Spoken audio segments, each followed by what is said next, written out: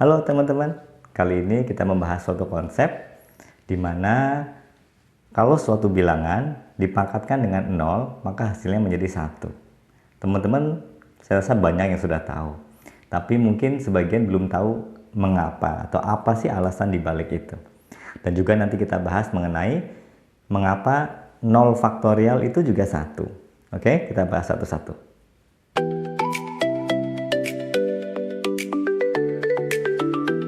Yuk jangan lupa subscribe, like, dan nyalakan loncengnya supaya tidak ketinggalan soal-soal menarik lainnya. Oke teman-teman, kita bahas yang pertama, mengapa setiap suatu bilangan dipangkatkan dengan 0, hasilnya 1. Kecuali 0 pangkat 0 ya. Saya ingatkan di awal, 0 pangkat 0 itu tidak terdefinisi ya. Sehingga jika ada suatu bilangan A pangkat 0, itu 1, hanya berlaku jika ya. Hanya berlaku jika A-nya tidak sama dengan 0. Oke? Kita mulai dengan ilustrasi saja ya, biar lebih bisa dipahami. Oke? Teman-teman pasti sudah tahu kalau 5, misalkan pangkat 1, hasilnya pasti 5. 5 pangkat 2, 25. 5 pangkat 3, 125. Begitu. Kemudian kita bisa ilustrasikan. Kalau pangkatnya turun dari 3 ke 1, itu 125 ke 25.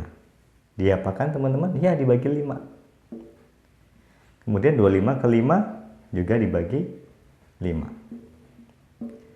Sehingga jika kita turun lagi dari 3 ke 2, tadi sudah 2 ke 1, sekarang 1 ke 0. Berarti juga hasilnya pasti adalah ini dibagi 5. Jadi hasilnya adalah 1 karena 5 dibagi 5 sama dengan 1. Ya, semudah itu. Sehingga pangkat itu diartikan sebagai kita mengalihkan dengan bilangan itu sendiri.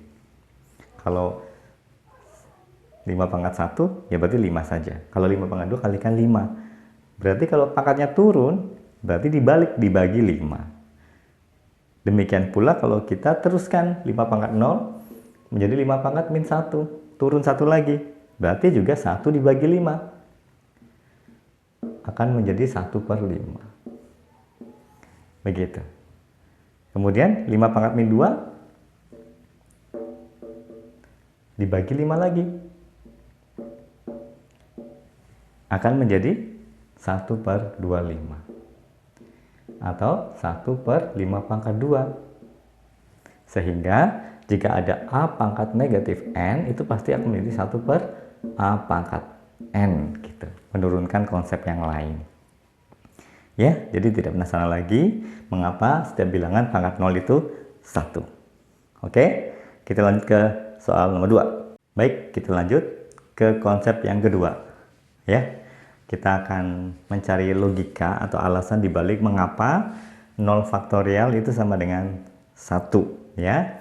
Sebelumnya, bagi teman-teman yang mungkin belum mengenal apa itu istilah atau notasi faktorial ini, faktorial itu berarti perkalian bilangan berurutan. Contoh, jadi kalau dikonsepkan n faktorial itu adalah 1 kali 2 kali 3 sampai kali n.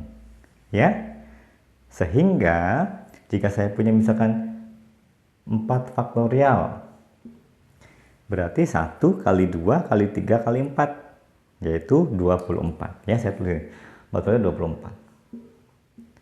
Nah, kemudian 5 faktorial misalkan berarti 1 kali 2 kali 3 kali 4 kali 5, atau 4 faktorial kali 5, yaitu 120.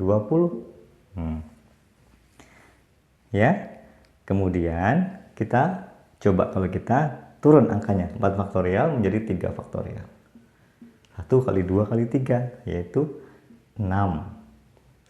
Sedemikian hingga juga 2 faktorial, maka akan menjadi 2. 1 faktorial otomatis menjadi 1. Nah, sekarang permasalahannya bagaimana kalau kita turun 1 lagi menjadi 0 faktorial. Sama seperti tadi, kita mencari pola ya. Kita lihat polanya, misalkan dari 5 faktorial ke 4 faktorial. Ternyata dari 120 ke 24. Ternyata adalah dibagi 5. 24 ke 6 dibagi 4. 6 ke 2 akan menjadi dibagi 3. 2 ke sini, ke 1 dibagi 2.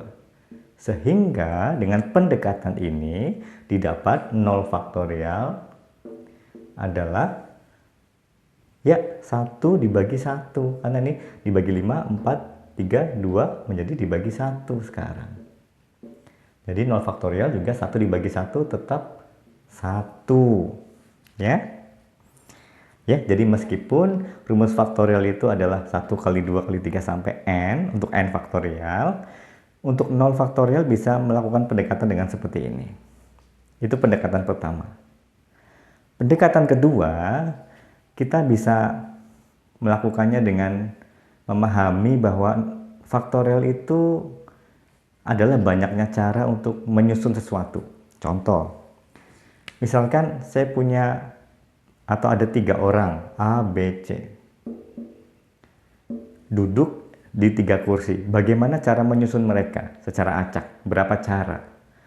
Karena ada 3 orang yang berbeda dan tempatnya juga ada 3, tidak masalah, maka banyaknya adalah 3 faktorial. Kita buktikan. Kita bisa menyusun ABC, ACB, BCA, BAC dulu, baru BCA, kemudian CAB, kemudian baru CBA. Hanya ini, ada 6. Ya, dari mana 6? Ya, 3 faktorial.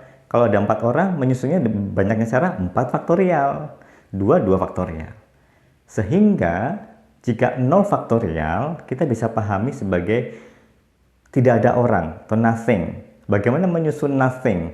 Bagaimana menyusun kekosongan atau ketiadaan? Ya, satu cara, di mana hasilnya akan kosong, tidak ada yang disusun, begitu. Jadi 0 faktorial itu cara menyusun 0 objek, ya satu cara, di mana hasilnya akan kosong, tidak ada objek yang bisa dipasang. Itu satu cara itu aja, tidak mungkin ada cara yang lain. Sehingga 0 faktorial adalah 1. Begitu teman-teman, semoga bisa menjawab apa yang mungkin selama ini masih mengganjal menjadi pertanyaan. Ya, semakin kita belajar, semoga kita semakin tahu bahwa setiap konsep di matematika ada acuan atau ada alasan yang masuk logika. Baik, jangan lupa subscribe untuk hal-hal yang menarik lainnya. Kita ketemu di pembahasan yang lain.